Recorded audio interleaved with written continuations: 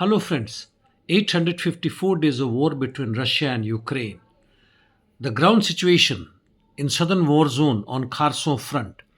Ukrainian activities seems to have increased at and near Antonovsky Bridge, though the artillery shelling on Russian formation seems to have decreased as some of their formations have moved to Rimivki salient. On Zaporizhia front, Russians made gains, small ones, northeast of Rabotin, nothing towards Verbov direction. Rimivka salient. Ukrainians carried out counterattacks near Staromaiors'ke, however, no gains. Russians, on their behalf, advanced west of Staromaiors'ke and towards center of Eurozone. Coming to east on Marinka front, Russian army advanced smaller one towards Konstantinivka Ugledar highway, which is south of Novomikhailovka. Avdiivka front. In west, by and large, no changes from Sokol to Novosiylovka first. Heavy artillery cross-firing continues between the two armies. However, Russians consolidated their positions in forest belts of North Sokol. North and south of Novo-Alexandrovka and Karlovka front is stable as Ukrainians managed reserves, though Russians' offensive operation continuing. In south of Avdiivka, that is Nevelsky direction, fight is continuing, no changes. Coming to Gorlovka, fight has started on the outskirts of Dzerzhinsky and on the outskirts of Kirovsk. Bakhmut Chasiv, Russians' offensive operations on in the eastern outskirts of Chasiv, also in Kalinovka in the east, and fight is on in the west of Canal micro districts. In southern flank, that is Kleshivka, Kurdyumovka, positional battle continuing.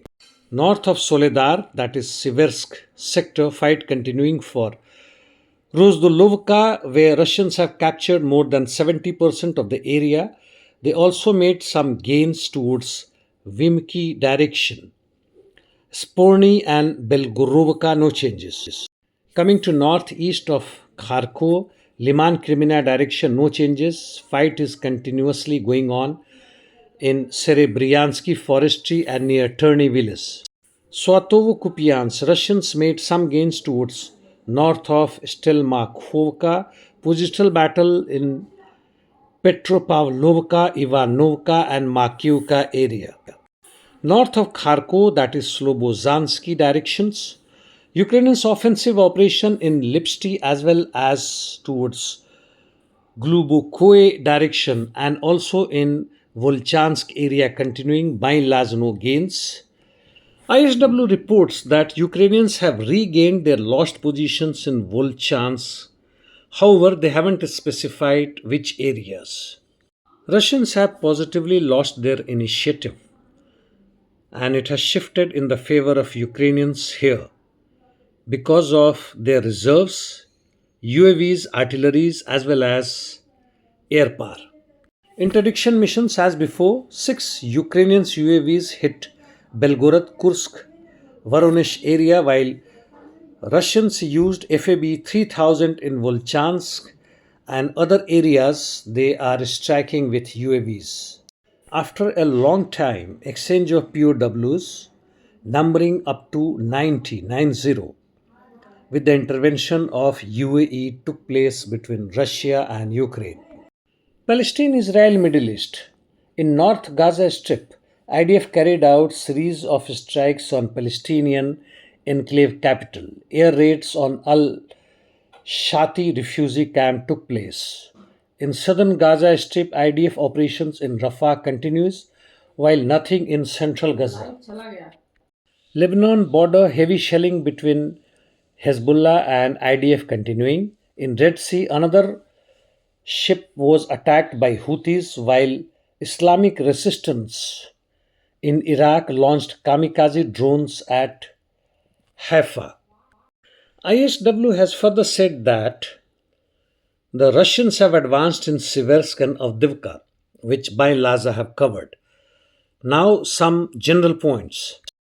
Dagestan, in its capital, there are reported some gunfires. However, there are no casualties, and large number of police have come in Makchakala street.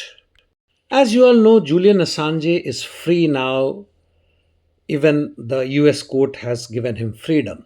Why he suffered so long in UK jail is because of UK intelligence, which was pressuring US, and they never wanted Julian Assange to come out. UK is another imperialist power in the wings of USA. Now, ICC has, in its pre-trial, issued arrest warrants for Shoigu and Zerasimov for Ukrainian situation. Huge protests have started in Kenya last 3 to 4 days or even more against the tax increase. So far 8 have been killed, 50 injured, many taken under detention.